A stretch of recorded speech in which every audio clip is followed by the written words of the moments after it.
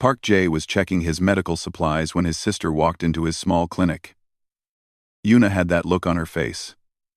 The look that always meant trouble for him. "No," he said before she could speak.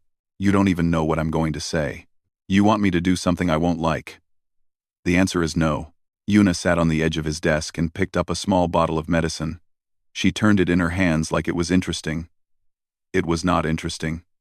She was just waiting for him to give in.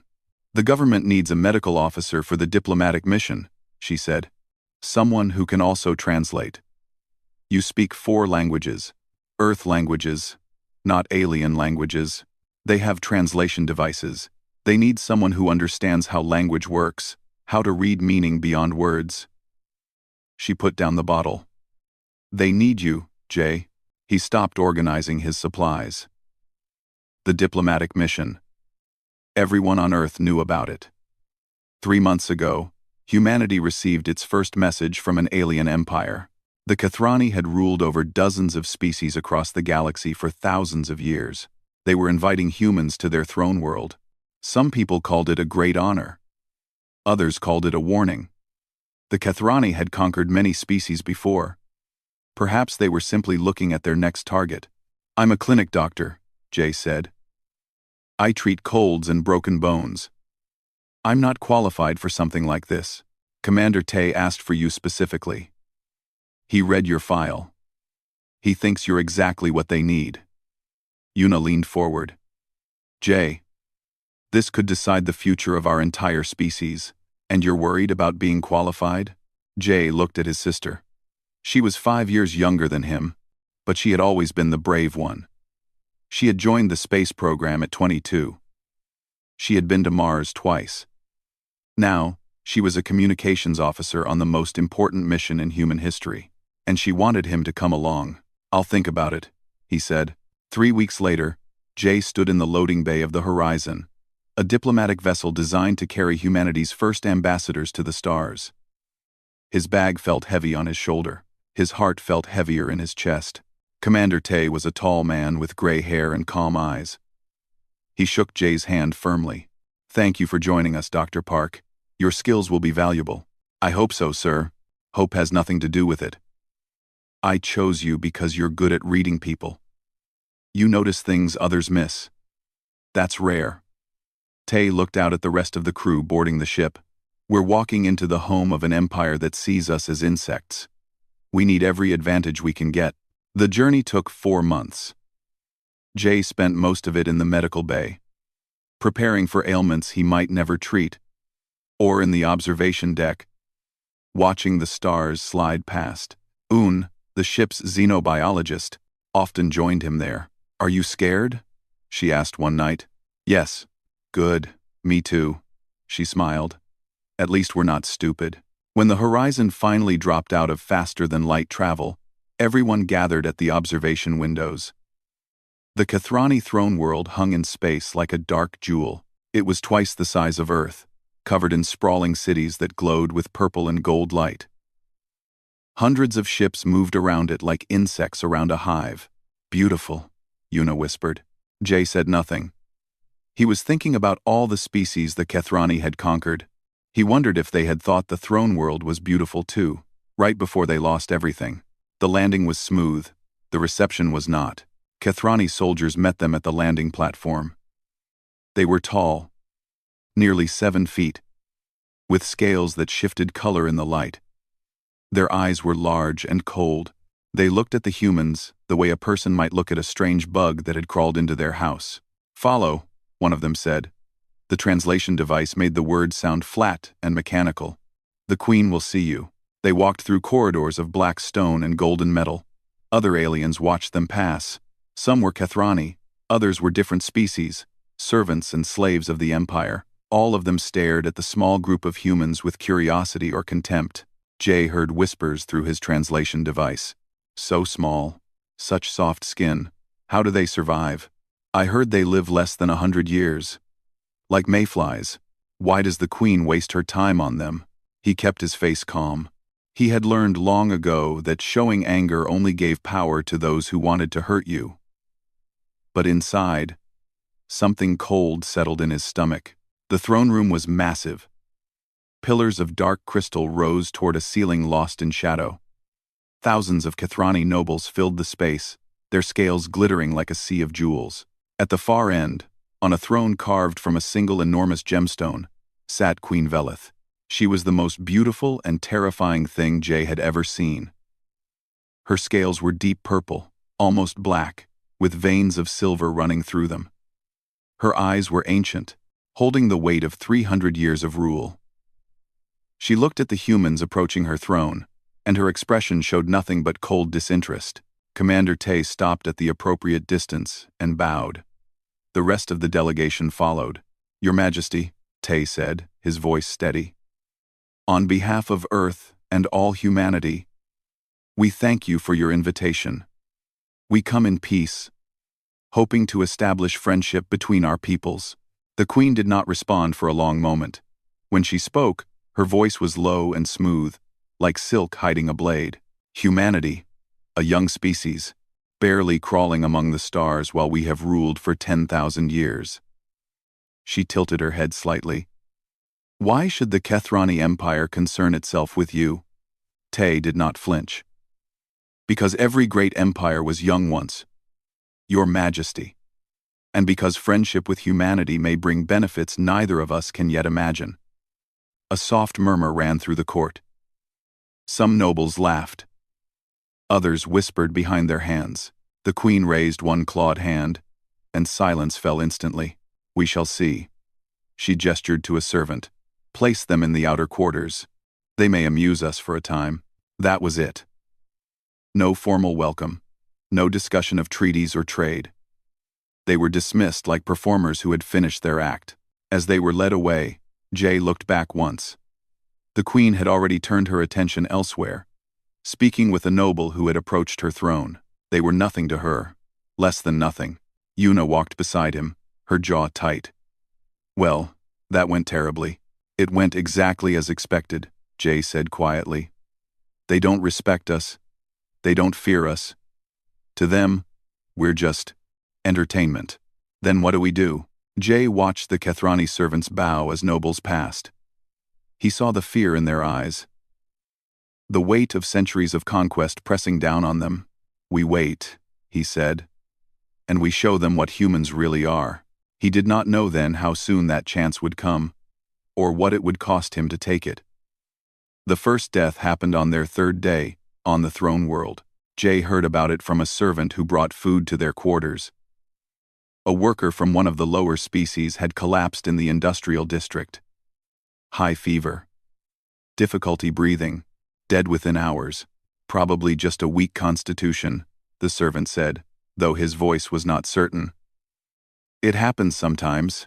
By the end of the week, there were 50 deaths. By the end of the second week, 500. The humans were confined to their quarters for their own safety. Commander Tay paced the room, watching reports come in through their communication devices. The Kethrani government was releasing very little information, but rumors spread fast. "They're calling it the Gray Death," Una said, reading from her screen. "Victims develop a gray color in their scales or skin before the end. It's spreading through the servant populations. But now," she paused, "now there are reports of Kethrani nobility falling ill." Un looked up from her own research. "That shouldn't be possible. The Kethrani have the most advanced immune systems in the known galaxy. They've conquered dozens of planets without ever catching a single disease from any of them." "Maybe this is different," Jay said quietly. He had been reading the reports carefully. The symptoms were consistent. High fever, respiratory failure, tissue degradation. The gray color appeared when the body's cells began breaking down. Death followed within 3 to 5 days for most species. Slightly longer for the Kethrani. Something about it felt familiar. "Un," he said, "is there any way you can get a sample of the pathogen?" She stared at him. "Are you serious? The Kethrani have locked down all medical facilities. They're not letting anyone near the infected. There must be a way. You're a xenobiologist. You have contacts. Contacts who would be executed if they were caught helping me." Un shook her head. "Why do you even want a sample?" Jay hesitated. He was not sure he wanted to say what he was thinking. It sounded crazy, even in his own head. Because I think I recognize this disease. Not exactly, but close. The symptoms match a bacterial infection from Earth's history. The room went quiet. Commander Tay stopped pacing. You think an Earth disease is causing this? Not an Earth disease. Something similar. Bacteria evolve and change when they spread to new environments. If something like this developed independently on a planet the Kethrani recently conquered, and if their immune systems have never encountered anything like it before, then they would have no defense. Un finished. Her eyes were wide. Their perfect immune systems would be useless against something completely foreign to their biology. It's just a theory, Jay said. But if I'm right, human medical knowledge might be able to help. We've been fighting bacterial infections for centuries. We have antibiotics, treatments, methods that the Kethrani may never have needed to develop. Tay was silent for a long moment. Then he turned to Un. Get the sample. I don't care how. It took Un 2 days. She came back to their quarters pale and shaking, with a tiny sealed container hidden in her sleeve. She had bribed a servant whose entire family was dying. The servant did not care about the risk anymore. She had nothing left to lose. Un ran the analysis using the limited equipment they had brought from the horizon. Jay watched over her shoulder, barely breathing. You were right, she said finally. It's bacterial. The structure is similar to several Earth pathogens, but the protein code is completely different. That's why their immune systems can't fight it. They literally cannot recognize it as a threat. Can we treat it? Un ran more calculations. Maybe. Our antibiotics won't work directly, but if we can modify them, adjust the chemical structure to attack this specific bacteria. She looked up at him. Jay, this would take months of research under normal conditions. We don't have the equipment or the supplies. We have something better, Jay said. We have knowledge. We understand how to fight these kinds of infections. They don't. He turned to Commander Tay. Sir, I want to offer our help to the Kethrani. Tay's expression was hard. They've treated us like animals since we arrived. They've made it clear they consider us beneath them. Why should we help them? Because we can. That's not a reason. That's sentiment. Jay stepped closer to the commander. With respect, sir, it's the only reason that matters. If we can save lives and choose not to, what does that make us? Are we really better than them if we let their people die out of spite? This isn't spite, it's survival. If we try to help and fail, they'll blame us. They might even claim we created the plague. We could be starting a war. And if we don't try, they'll remember that too. They'll remember that humanity had a chance to prove itself and chose to do nothing. Jay held Tay's gaze. We came here to show them what humans are. This is our chance. Una stepped forward. He's right, Commander. This could change everything. Tay looked around the room. Un nodded slowly. The other crew members were silent, but Jay could see the answer in their faces. Finally, Tay let out a long breath. If we do this, you understand the risk. If it goes wrong, there will be no rescue. Earth can't protect us here. I understand, Jay said. Then make your offer. But be careful, Dr. Park. These are not people who accept help easily. They may see your kindness as an insult. Jay thought about the Queen's cold eyes, the contempt in the noble's whispers, the way the Kethrani looked at humans like they were less than nothing. Then I'll have to make them understand, he said. He did not know yet how hard that would be, or what price would be demanded for a chance to try. The request for an audience was sent that night. Jay lay awake in his small room, staring at the ceiling, thinking about everyone who might die while they waited for a response. He thought about his grandmother back on Earth, who had raised him after his parents died. She used to tell him that being a healer was not about medicine. It was about caring for people when they could not care for themselves.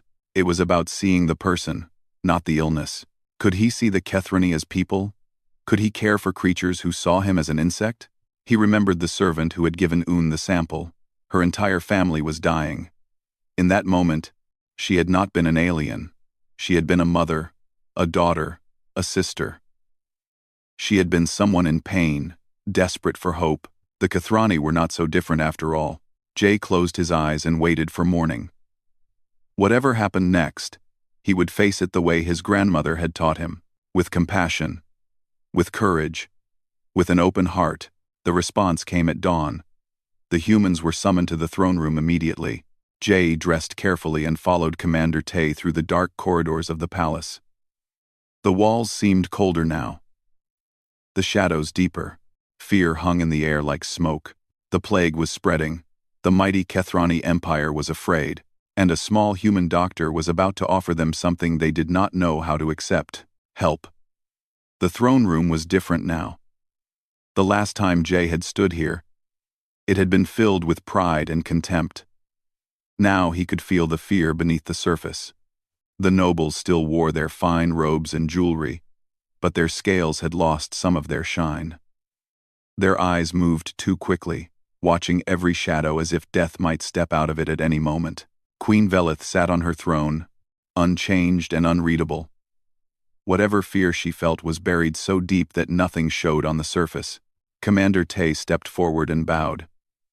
"Your Majesty, thank you for receiving us. We know this is a difficult time for your empire."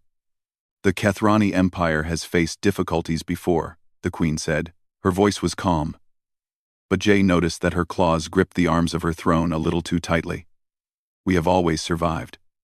We will survive this." "We hope so, Your Majesty. We truly do." Tay gestured to Jay. "Our medical officer believes he may be able to help." The murmur that ran through the court was not the mocking laughter of before. It was something sharper, more dangerous. A tall Kathrani in robes of deep red stepped forward. His scales were darker than most, nearly black, and his eyes burned with anger. "A human? A primitive human believes he can cure a plague that has defeated the greatest healers in our empire?" "High Priest Vorn," the Queen said, her tone carrying a warning. But Vorn did not stop. He pointed a clawed finger at Jay. "This is an insult. Note, these creatures have been among us for mere weeks. And now they dare to suggest they can succeed where our masters of medicine have failed? They should be executed for such arrogance." The court erupted in angry voices. Some shouted agreement with Vorn. Others demanded the humans be thrown out immediately. A few called for their deaths. Jay stood still. He had expected this. He had prepared for it. But standing in the middle of a room full of beings who wanted him dead was different from imagining it. Commander Tay moved closer to him. "Easy," he murmured. "Stay calm." Queen Velith raised her hand. Silence fell like a blade cutting through noise. "The human has not yet spoken," she said. "Let him speak before we judge." All eyes turned to Jay. He could feel the weight of their hatred, their fear, their wounded pride. These were creatures who had conquered the galaxy. The idea that they might need help from a species they considered inferior was more than an insult. It was an attack on everything they believed about themselves. Jay stepped forward. His heart was pounding, but his voice was steady. "Your Majesty, nobles of the court, I understand your anger. I understand how this must seem to you. A stranger from a young species, offering help that you never asked for." He paused. "But the plague does not care about pride. It does not care about the history of your empire or the power of your healers. It only knows how to kill." Vorn made a sound of disgust. "Listen to this creature lecture us," Jay continued as if he had not heard. "My people have faced diseases like this before. Not the same, but similar. We have learned how to fight them, not because we are stronger or smarter than you, but because we had to. Our bodies are weak, our lives are short. We have always lived with the threat of disease. So we learned." He looked directly at the Queen. "I am not asking you to trust me. I am not asking you to believe that I can cure this plague. I am only asking for a chance to try. If I fail, you lose nothing. If I succeed, your people live." The Queen's eyes met his. For a moment, something flickered there. Interest? Doubt? Jay could not tell. Before she could respond, A door at the side of the throne room burst open. A Kathrani servant stumbled in, falling to his knees before the throne. His scales were pale with terror. "Your Majesty," he gasped. "Forgive the interruption. It is the princess. Princess Soreth has fallen ill." The silence that followed was absolute. Jay saw the queen's mask crack for just 1 second. Her eyes widened. Her claws dug into the stone arms of her throne. Then the mask was back, but everyone had seen it.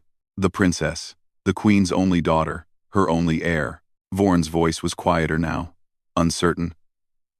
"The princess's chambers are sealed. The finest healers are with her. She will recover." But Jay could see that no one believed it. The finest healers had been with all the other patients too. They had all died anyway. The queen rose from her throne. She was tall and terrible, her scales catching the light like black fire.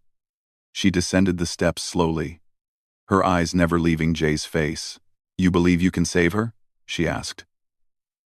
Her voice was soft, but it filled the entire room. Jay did not look away. "I believe I can try, Your Majesty. That is all any healer can promise. And if you fail, then I fail, but I will not fail because I did not try." The queen stopped directly in front of him. She was more than a foot taller, and she looked down at him like he was the most puzzling thing she had ever seen. "Why?"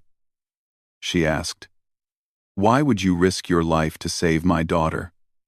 You owe us nothing. We have treated you with contempt. Why help those who despise you?" Jay thought about his grandmother's words. He thought about the servant whose family was dying. He thought about every patient he had ever treated, whether they were kind or cruel, grateful or ungrateful. "Because she is dying," he said simply, "and I can help. That is enough." The queen stared at him for a long moment. Then she turned to her guards. "Take him to the princess's chambers. He will be given whatever supplies he requires." She looked back at Jay. "But know this, human, if my daughter dies under your care, your life is forfeit. No one will speak for you. No treaty will protect you. You will die in the manner of traitors, and your body will be cast into the void." Jay bowed his head. "I understand, Your Majesty. Do you? I wonder." She turned away, climbing back toward her throne. "Go. Save my daughter. If you can." The guards surrounded Jay. Commander Tay tried to step forward, but more guards blocked his path. "The human doctor goes alone," one of them said. "The rest of you will return to your quarters." "Jay!" Yuna called out, her voice tight with fear. He looked back at her and managed a small smile. "It will be fine. This is what I trained for." He did not feel as confident as he sounded, but he followed the guards through the dark corridors toward the chambers where a princess was dying, where an empire's future hung by a thread, and where a human was about to attempt the impossible. The doors to the princess's chambers were massive, carved with symbols Jay did not recognize. 2 guards stood watch, their expressions grim. One of them looked at Jay with open disgust. "You are the human?" "I am. You do not look like a healer. You look like prey." Jay met the guard's eyes. "Then I suppose you have nothing to worry about. Prey cannot hurt anyone." The guard's jaw tightened, but he stepped aside. The doors swung open. Inside, the air was thick with the smell of sickness. Medical equipment lined the walls, most of it dark and useless. Kathrani healers in white robes stood in a cluster, their faces showing defeat. And on a bed of silk and crystal, Princess Soreth lay dying. Her scales, which should have been bright silver, had turned dull and gray. Her breathing was shallow, each breath a struggle. Jay walked to her bedside and looked down at her. She was young, perhaps the equivalent of a human teenager. Her eyes were closed, her face peaceful despite the disease destroying her from within. He did not see an alien princess. He did not see the heir to an empire that despised him. He saw a patient, and he got to work. The first thing Jay did was send the Kathrani healers away. They did not want to go.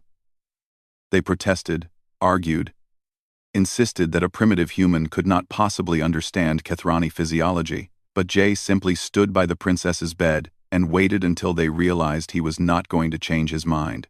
"You have tried everything you know," he said calmly. "It has not worked. Now let me try what I know." One by one, they left. Only the guards remained, standing in the corners of the room like statues of stone. They watched Jay's every move. He ignored them. Jay contacted Un through his communicator. Her face appeared on the small screen, worried but focused. "I need you to walk me through the molecular structure of Kathrani cells," he said. "Everything you know. We have to modify our antibiotics to work with their biology." "That's incredibly complex work," Un said.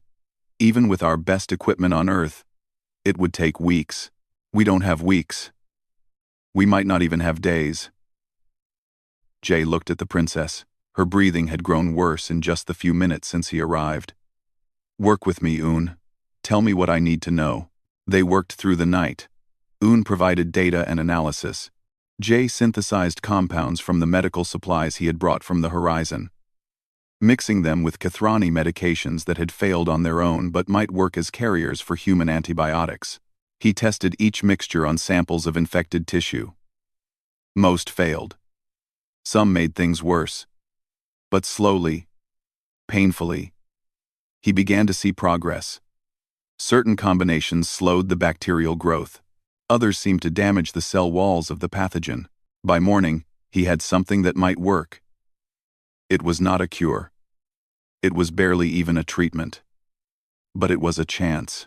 He administered the first dose to Princess Soreth and waited. Her condition did not improve. But it did not get worse. The gray color stopped spreading across her scales. "It's holding," he reported to Un. "The bacteria is not advancing. That's something, but it's not enough. I know. I need more time." Time was the one thing he did not have. Jay did not sleep that first night, or the second. He sat beside the princess's bed, monitoring her condition, adjusting the treatment, trying new combinations when the old ones started to fail. The guards changed shifts around him. They brought him food that he barely touched. They watched him with confusion in their eyes. He was not behaving the way they expected. He was not trying to escape. He was not demanding rewards or making threats. He simply worked, hour after hour, fighting a battle they could not see. On the second night, Jay started talking to the princess.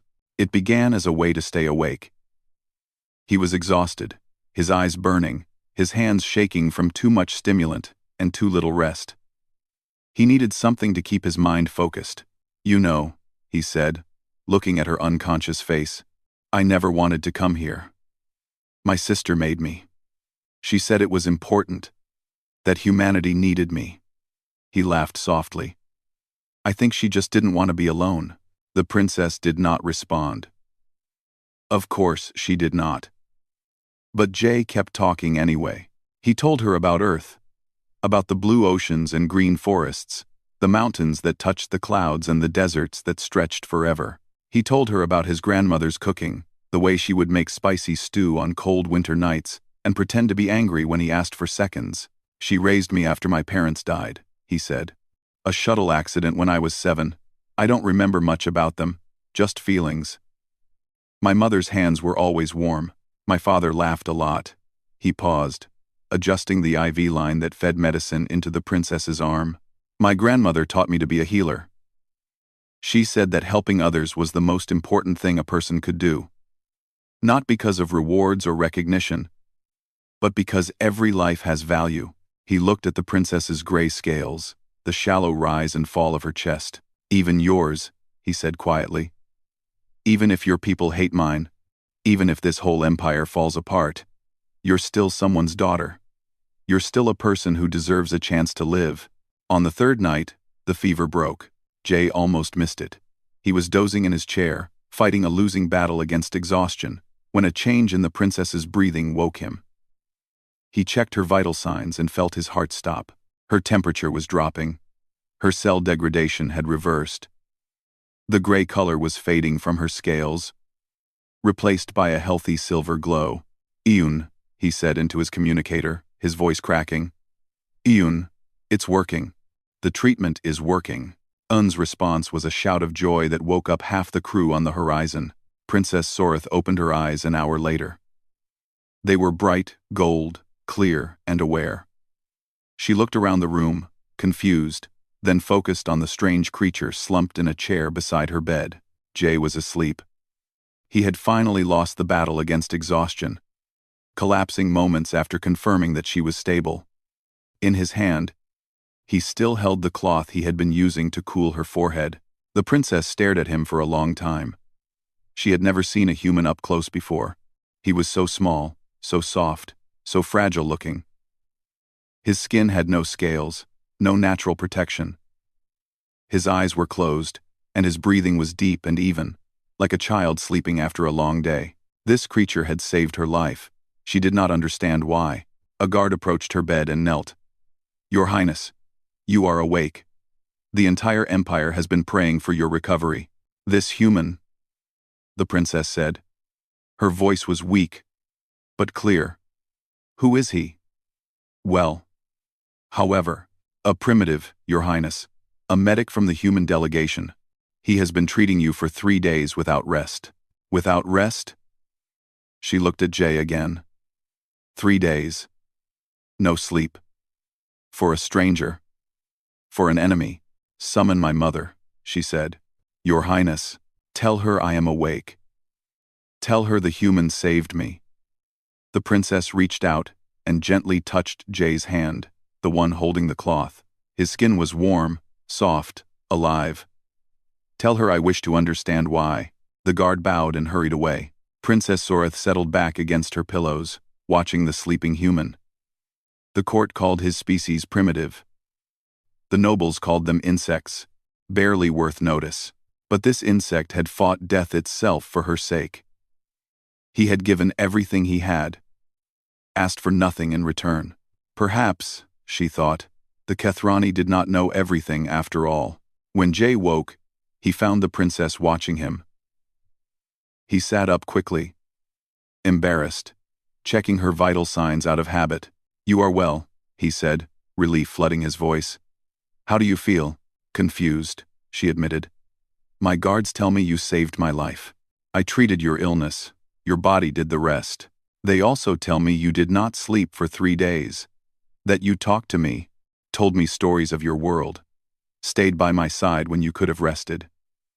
Her golden eyes were sharp, piercing. Why? Jay thought about the question. It was the same question her mother had asked. The same question he had been asking himself. "Because you needed help," he said finally. "And I could give it. That is not an answer. It is the only answer I have." He smiled, tired but genuine.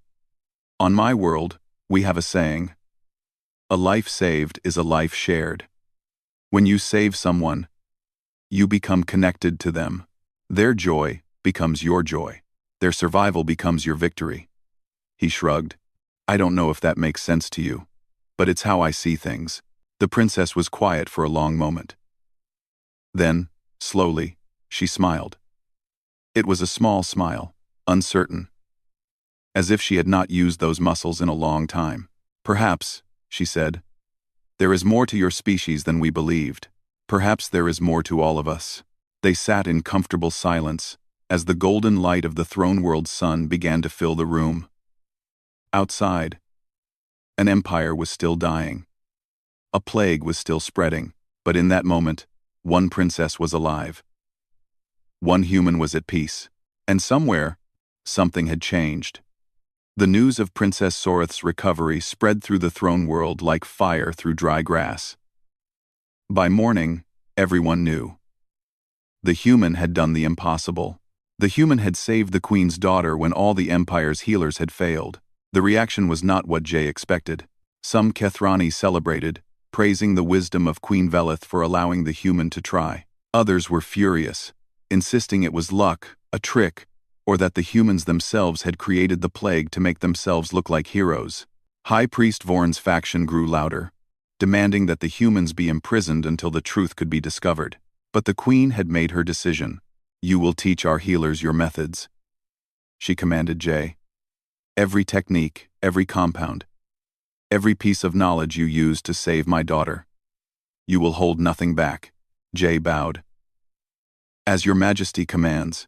He had expected this. He had hoped for it. The princess was only one person. Thousands more were dying across the empire.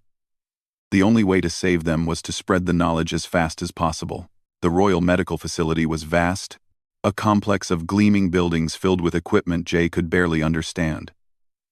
Hundreds of Kathrani healers gathered there, summoned from across the empire.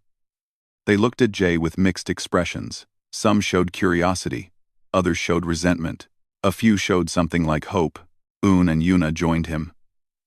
Commander Tay had argued against it, worried about leaving the humans even more exposed. But Jay insisted. He could not do this alone. The bacteria attacks the cell membranes first, Un explained to a group of healers, using a holographic display to show the process. Your immune systems cannot recognize it, because its protein structure is completely foreign. But human antibiotics work by disrupting bacterial reproduction. If we modify the molecular structure to match Kathrani cellular chemistry, we can create a targeted treatment. The healers listened. Some asked questions. Others took notes. A few still looked skeptical. But they were watching carefully. Jay worked alongside them, showing them how to synthesize the modified antibiotics, how to administer them, how to adjust dosages based on the patient's condition. He answered every question patiently, repeated himself when needed, never showed frustration when they struggled to understand. You treat them like students, Yuna observed one evening, like they're children learning to walk. In this area, they are, Jay said. Their medical science has never had to deal with bacterial infections before. All of this is new to them. Doesn't that bother you? They've conquered half the galaxy. They look down on us like we're insects. And here you are, teaching them basic microbiology. Jay thought about the question. Pride is a luxury we can't afford. If I let their arrogance or my own ego get in the way, people die. That's not acceptable. The first week was chaos. The modified treatment worked. But producing enough for an entire empire was beyond difficult. The Kathrani industrial systems had to be reconfigured. Supply chains had to be established. Training programs had to be created. Jay slept 4 hours a night, sometimes less.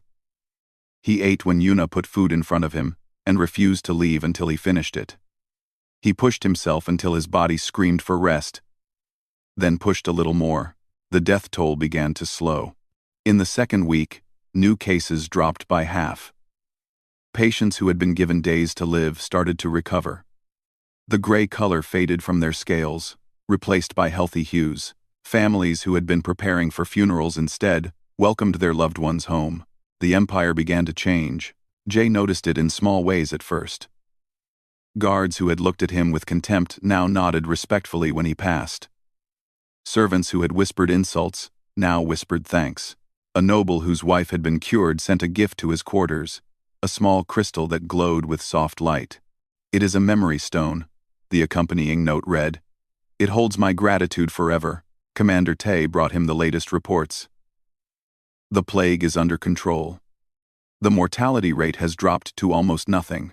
The Kathrani Medical Corps is handling new cases on their own now. He looked at Jay with something like wonder. You did it.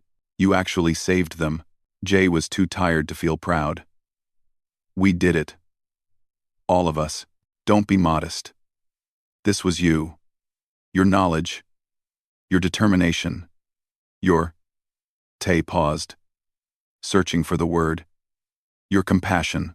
I've never seen anything like it. On the 15th day, Jay collapsed. It happened in the middle of a training session. One moment he was explaining a procedure. The next, the room was spinning. And then there was nothing but darkness. He woke in the medical bay of the horizon, with Yuna sitting beside his bed. Her eyes were red, and she had clearly been crying.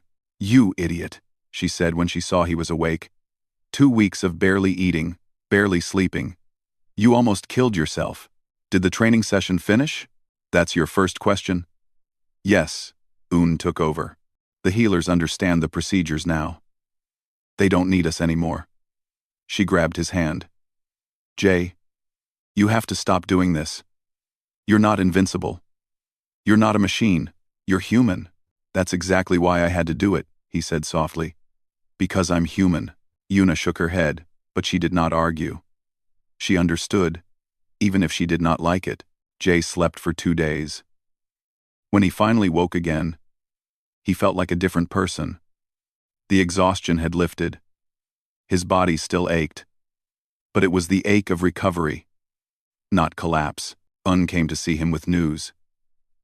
The Empire is in an uproar. There are factions arguing about what to do with us. Some want to honor us. Others still think we're responsible for the plague somehow. The Queen hasn't made any official statements. What about the princess? She's been asking about you.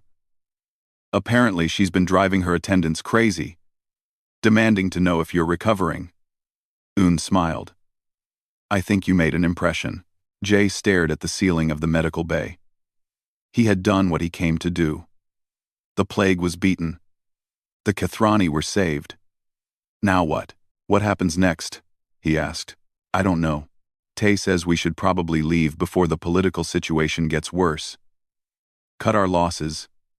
Go home. Hope they remember what we did. That doesn't sound like victory. Maybe it's not. Maybe the best we can hope for is survival. Un stood up. But that's above my pay grade. For now, just rest. You've earned it. Jay closed his eyes and thought about Earth. He thought about his grandmother, about his clinic, about the simple life he had left behind. He had crossed the galaxy to help people who despised him. He had given everything he had. He did not know if it was enough. The answer came 3 days later, in the form of a royal summons. Jay was to appear before Queen Velith, alone. Commander Tay objected. Yuna demanded to come along. Un suggested they refuse and leave immediately. But Jay knew he had to go. Whatever happened next, he would face it the same way he had faced everything else. With an open heart. The corridors of the palace were quiet as the guards led him toward the throne room. The sounds of celebration echoed in the distance. The plague was over. The Empire had survived. But the tension in the air told Jay that something else was about to happen, something that would change everything. The great doors swung open before him. The Queen was waiting. The throne room had been transformed. The last time Jay had stood here, it had been a place of judgment, filled with nobles who looked at him like he was dirt beneath their feet. Now, it was something else entirely. The floor was covered with treasures that made his breath catch in his throat. Mountains of precious metals rose from the ground like small hills. Gold that gleamed with inner fire. Silver that seemed to glow with captured starlight. Platinum and metals Jay did not even have names for, piled carelessly as if they were nothing. Gemstones filled crystal bowls and spilled across the floor like pools of frozen light. Diamonds the size of his fist. Rubies that burned with deep red fire. Sapphires as blue as Earth's oceans. Emeralds green as forest leaves. And other stones, strange and alien, that shifted color when he looked at them. Technology lined the walls. Devices that hummed with power, their purpose unknown, but clearly advanced beyond anything human science had achieved. Medical equipment that could probably cure diseases humans had not even discovered yet. Engines that might carry a ship between stars in hours instead of months. It was wealth beyond imagination. Enough to change Earth's history forever. Enough to solve every problem of poverty, disease, and scarcity that humanity had ever faced. And standing in the middle of all this treasure, waiting for him, was Queen Velith. She looked different today. Not physically. She still wore her crown, still held herself with the same regal bearing that had intimidated him from the first moment. But something in her eyes had changed. The cold contempt was gone. In its place was something Jay could not quite identify. Dr. Park Jay, she said. Her voice echoed through the empty throne room. They were alone except for a handful of guards standing at the walls. You have done what no one believed possible. You saved my daughter. You saved my empire. Jay bowed his head. I did only what any healer would do, Your Majesty. No. The word was sharp, cutting through the air. Do not diminish what you have done. I have ruled for 300 years. I have seen empires rise and fall. I have met thousands of beings from hundreds of species. Not one of them would have done what you did. She began to walk, moving slowly through the piles of treasure. Her clawed feet sent coins scattering with each step. When the plague began, I expected it to be controlled within days. When our healers failed, I expected specialists from across the empire to find a solution. When they too failed, I prepared myself for the possibility that I would lose my daughter. She stopped beside a pile of gold and ran her claw through it, sending a cascade of coins sliding to the floor. I never expected a human to be the one who saved her. Jay said nothing. He was not sure what he was supposed to say. Tell me, Dr. Park, why did you do it? Your commander advised against it. Your crew wanted to leave. You had no reason to help us. We treated you like animals from the moment you arrived. She turned to face him. Why did you risk your life for people who despised you? It was the same question the princess had asked, the same question Jay kept asking himself. Because it was the right thing to do, he said simply. Your daughter was dying. I could help. That was all that mattered. The queen stared at him for a long moment. Then she made a sound that Jay realized was a laugh. Not a mocking laugh, but something genuinely surprised. The right thing to do, she repeated. Such simple words. Such an alien concept. She gestured at the treasure around them. In the Kethrani Empire, we do not do things because they are right. We do things because they bring us power, or wealth, or advantage. Everything is a transaction. Help is given only in exchange for something of equal or greater value. She walked toward him, her scales catching the light of the countless gems around them. So now we must complete the transaction. You have given me my daughter's life. You have given me my empire's survival. These are gifts beyond measure. She spread her arms, taking in the entire room. Take what you wish. Name your price. The Kethrani Empire pays its debts. Jay looked at the treasure. His mind, filled with images of what it could mean for Earth, ships that could protect humanity from future threats, technology that could cure diseases and extend lifespans, wealth that could end poverty forever. All he had to do was ask. He thought about his grandmother. He thought about her small house with the leaky roof that she refused to fix because she wanted to spend her pension on medicine for neighbors who could not afford it. He thought about the way she would look at him when he suggested she keep more for herself. Jay, she would say, what good is wealth if you lose your soul to get it? He looked at the queen. She was waiting, her ancient eyes watching him, with an intensity that made him feel like she was looking into his very heart. Your Majesty, he said carefully, I am honored by your offer. This wealth is beyond anything I could have imagined. It would change the future of my entire species. Then take it. I cannot. The silence that followed was so complete that Jay could hear his own heartbeat. The queen's expression did not change, but something shifted in her eyes. Cannot? You refuse the treasures of the Kethrani Empire? I did not help your daughter for payment, Your Majesty. I helped her because she was dying, and I could do something about it. Jay took a deep breath. On my world, we have a word for helping others without expecting anything in return. We call it kindness. It is not a transaction. It cannot be repaid because it was never a debt. Kindness, the queen repeated slowly, as if tasting a new and unfamiliar food. Yes, I do not want your gold or your gems. I do not want your technology or your ships. I want. He paused, searching for the right words. I want you to understand why I did what I did. Not because I expected a reward. Not because it was smart or strategic. But because helping others is what humans do. It is who we are. The queen stood motionless. Jay could not read her expression at all. You are either the wisest being I have ever met, she said finally, or the most foolish. Perhaps I am both. The queen turned away from him.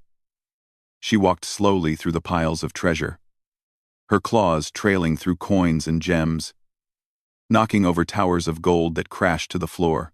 I have conquered 50 worlds, she said, her voice quiet now, almost thoughtful. I have crushed rebellions and broken armies. I have held the fate of billions in my hands, and in all that time, no one has ever confused me the way you do, Park J. She stopped at the base of her throne and looked up at the gemstone seat that had been hers for 3 centuries. Power is all I have ever known. Power is all I have ever respected. The strong rule. The weak serve. That is the order of the universe. She turned back to face him. But you are weak. Your species is weak.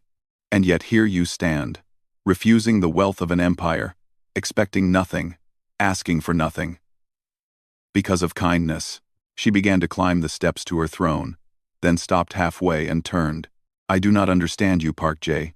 I do not understand your species. Her voice softened, carrying a weight that surprised him.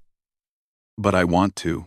She sat on her throne and looked down at him from the height she had occupied for 300 years. Go back to your ship. Rest. Tomorrow, I will summon you again. There is much more we must discuss. Her eyes held his.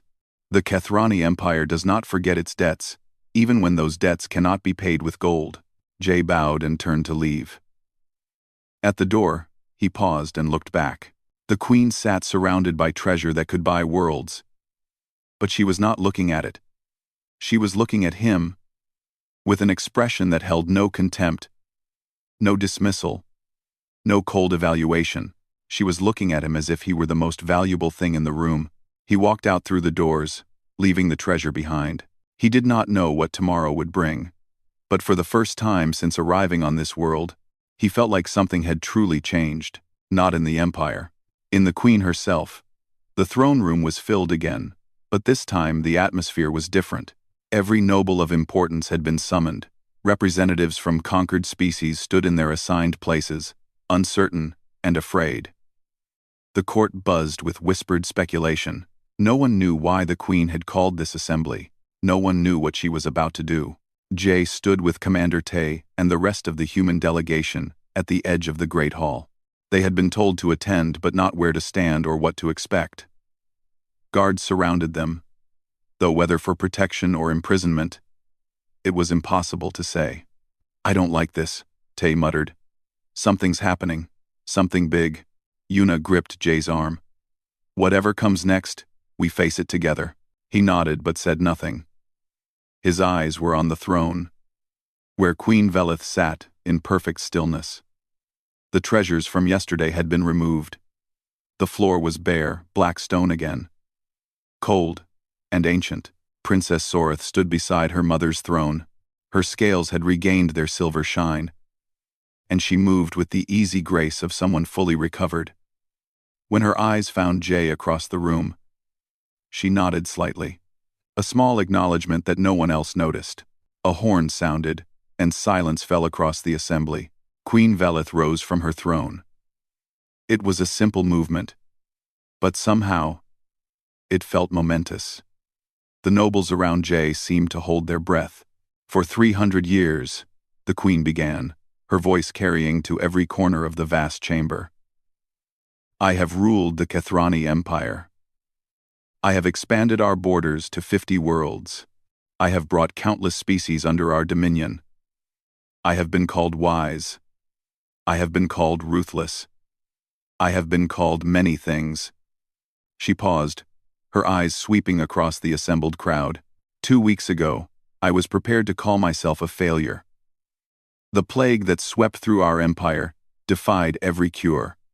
Our greatest healers stood helpless. I watched my own daughter slip toward death, and I could do nothing. Her voice hardened.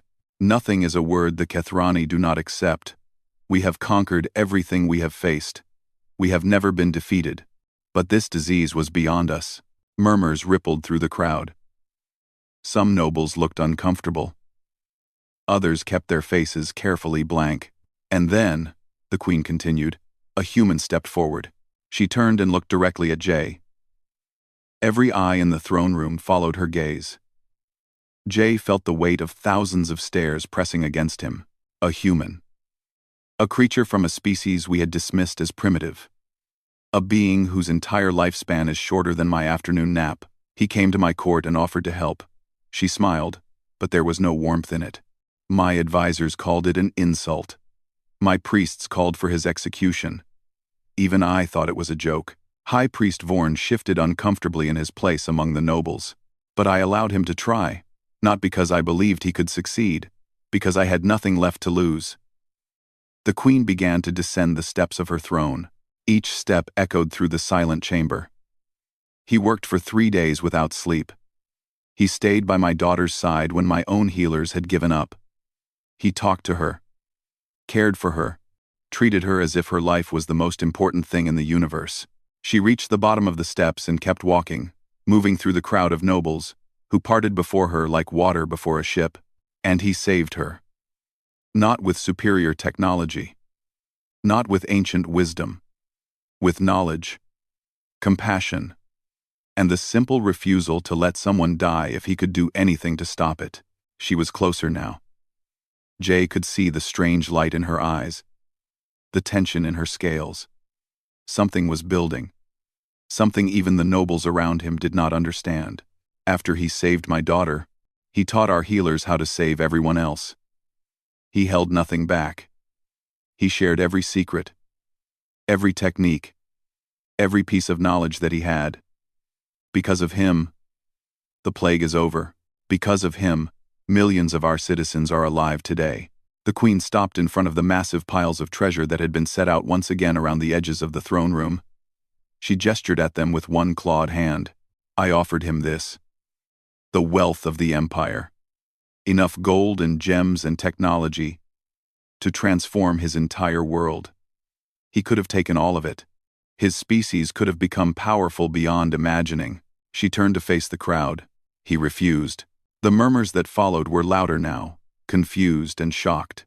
Jay heard fragments of whispered conversation around him. Refused? Why would anyone refuse? It must be a trick. No one refuses that kind of wealth. Silence. The queen's voice cut through the noise. She pushed past the piles of treasure as if they were worthless junk, sending coins scattering, knocking gemstones to the floor. She walked directly toward Jay. The crowd parted. Commander Tay stepped back instinctively. Even the guards moved aside. In moments, there was no one between the queen and the human doctor who had saved her daughter. She stopped in front of him. She was more than a foot taller, and she looked down at him with those ancient, unreadable eyes. But something had changed. The coldness was gone. The contempt was gone. In their place was something Jay had never expected to see. Respect. I asked you why, she said. Her voice was softer now, meant only for him, though the entire throne room strained to hear. You said it was because helping others is what humans do, because of something called kindness. Jay nodded slowly. Yes, Your Majesty. I have lived for 300 years. I have ruled an empire that spans the galaxy. I have seen wonders and horrors beyond counting. Her voice trembled slightly, an emotion breaking through that she had never shown in public. And in all that time, no one has ever done anything for me without expecting something in return. No one has ever been kind to me. She lifted her hand and placed it over her heart, a gesture that made every Kethrani in the room gasp. It was the salute of equals, something the queen had not given to anyone in over 200 years. Park Jay, she said, and her voice rang out clearly through the throne room. The way she spoke his name made it sound like something precious, something sacred. Her lips trembled as she said it, as if the words themselves carried weight she had never felt before. Then, slowly, impossibly, Queen Velith of the Kethrani Empire bowed her head. The silence was absolute. No one moved. No one breathed. Your people will never stand alone again, she declared. This I swear on my blood and my crown. The Kethrani Empire will remember what humanity is. Not conquerors. Not servants. Not primitives to be dismissed or destroyed. Thanks for watching. She lifted her head and met his eyes. Friends. She straightened, and when she turned to face her court, her voice was thunder. Let it be known throughout the empire. Humanity is under our protection. Any who threaten them threaten us. Any who harm them answer to me. She raised her hand, and every Kethrani in the room knelt. The Kethrani Human Compact is hereby established. Let it stand for 10,000 years. Jay stood frozen, unable to process what was happening. Around him, the most powerful empire in the galaxy was kneeling. Because of him. Because of kindness. Princess Soreth approached him, smiling. "You look surprised, Dr. Park." "I am," he admitted. "I never expected any of this. Neither did we." She looked at her mother, who was already moving back toward her throne, already giving orders, already reshaping the future of two species. "You showed us something we had forgotten, something we never knew we had lost." "What was that?" "The ability to care about someone without asking what we would get in return." She touched his arm gently. "Thank you. For saving my life.